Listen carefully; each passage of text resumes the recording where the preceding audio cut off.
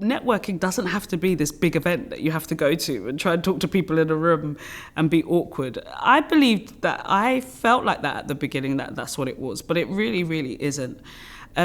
For example, when I put myself into college or where I went onto those small, short courses, you network with people like organically. Also connection. Like I realized that actually some of the best people I've met are through people, and going to ask people, do you know someone who is able to do this?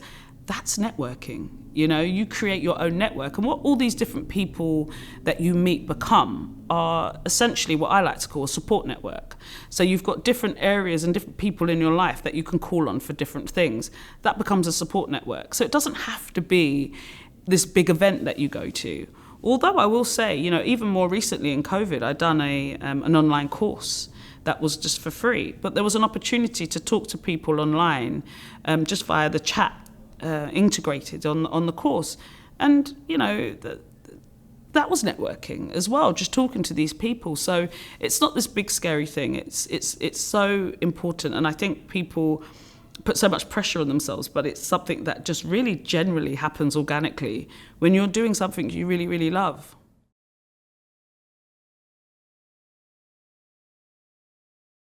I think through the programs of work that I run now, which is a multitude of programs and not just dance and sport or dance for the arts, it's, for me, one of the biggest things that I believe that has managed to have so much impact on all the people that I work with is being inclusive. A lot of people don't understand that actually being inclusive is what gets people through the doors. My work long ago stopped becoming about being a great dancer. It was like, no, let's get people through the doors to enjoy dance. And the only way you're going to do that is by being inclusive. What does inclusivity mean? It means being friendly, being approachable, and making sure people know that they have a safe space to come. That I would say is probably my magic dust over why I'm here still 22 years later, is making sure that we provide spaces and places that everyone is welcome and not excluding anybody because of race, gender, sexuality. You've got even down to ability with dance. We know that a lot of dance and arts revolves around the technical skill. We've never been about that. It's all about people coming through the doors and having a good time and doing the stuff that I did many years ago, sticking to the same ethos, getting people through the doors so that they feel good about themselves and leave happier than they came. And that still is my main ethos today.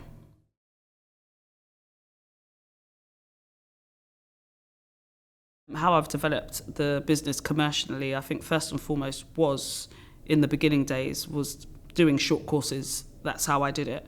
When I went to college and dance school, it was this beautiful outlook at how can I develop in the future?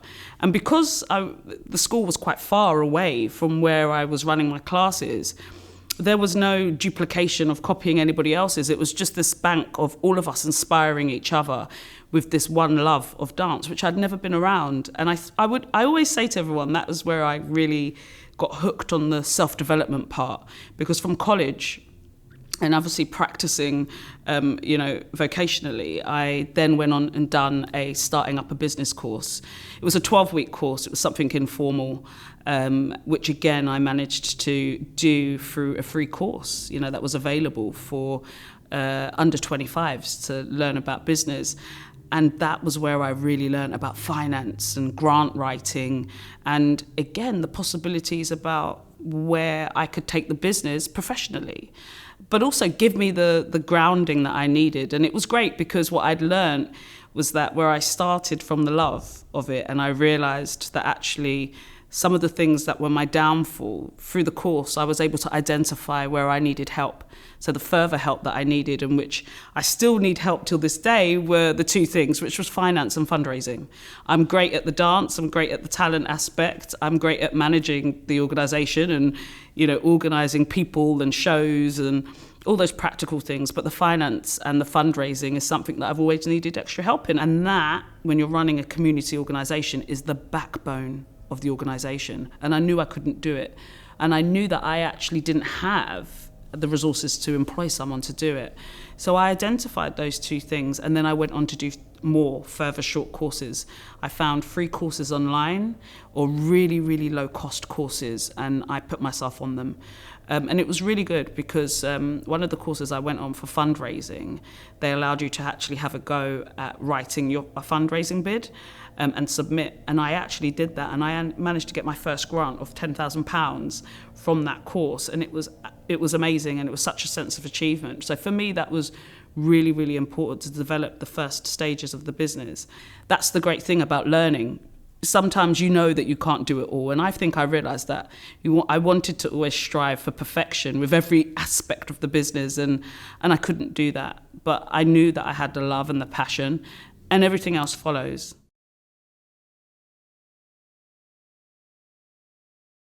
We continuously set goals because I think when you know that you're an ambitious person, I knew this very long ago, that I used to set these goals and be like, yeah, once I've achieved that, I'm just going to slow down. And it never happened. So I just learned that setting goals is a really natural thing for me, but also something that I can almost hold myself to account for as well.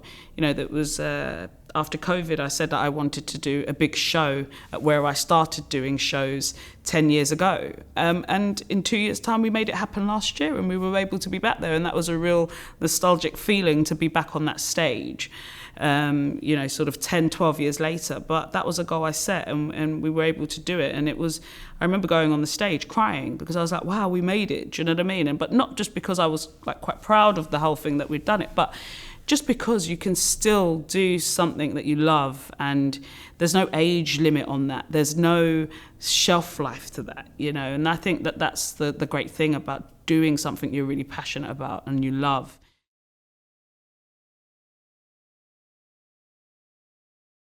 I went through a lot of tough times in my teenage years, but it was the passion that I had for dance that saw me through. And who would have known 22 years later that I have built the career for myself that I have now? And you know what? It was those key skills that I learned through dance that have brought me to where I am today. It turned out that those skills enabled me to create the career that I have, allow me to open up multiple dance schools, allow me to start numerous businesses, and businesses actually in other fields, but also get an MBE from the King. My 15-year-old self would have never have been able to see what I've been able to achieve for myself now, because honestly, I didn't know what I had to offer. But through this course, you will see what you have to offer.